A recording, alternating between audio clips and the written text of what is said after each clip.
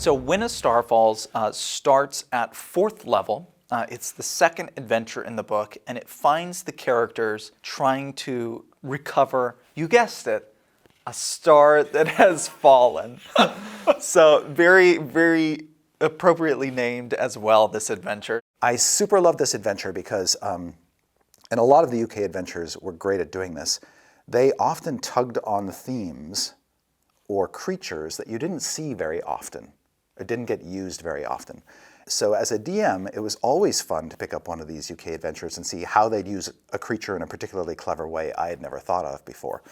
And in this particular adventure, we get to see Darrow and Smurfeblin, or deep gnomes. Yes, my favorite. And a host of other wacky creatures. But what I really love about this adventure is it's got a great hook for bringing the characters in, which I don't want to spoil. Right. And it's very story-driven around this event of a star basically crashing down in this mountain range, and then different factions vying to get a hold of it for noble or insidious purposes. The interesting thing about this fallen star, it is an event foretold in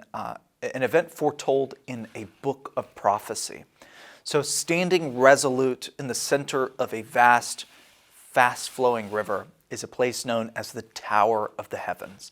It has stood there for centuries, and in this tower there are said to be these sages of astrology that they look up at the heavens and they divine the future through watching and reading the stars.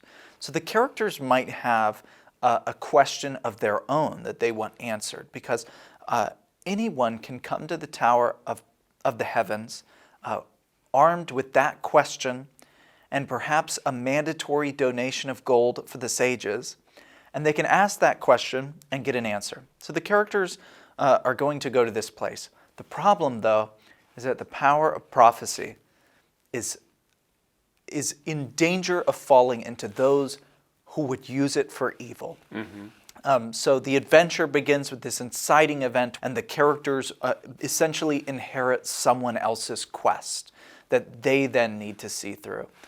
That will take them through homesteads where they can talk with druids and talking animals, and maybe, if they're lucky, milk a giant goat or two. Okay.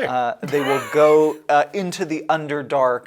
They will see giant beavers, not in the Underdark, separate events. They will go into the Underdark, and they will also see giant beavers. They will visit this glorious tower, and toward the end of the adventure, they might go to a forge that is operated by a peculiar faction of gnomes, and maybe help them with a dragon problem that they have. That is fantastic. What Dungeons and Dragons book is not complete without both dungeons and perhaps a dragon or two? Yes. I can confidently say that there are both of those two things in here, and in choosing adventures, we made sure to choose at least one as a dragon, because otherwise you get this celebration of 50 years of Dungeons and Dragons history, and you're like, where are the dragons? But they're in there, they're in there.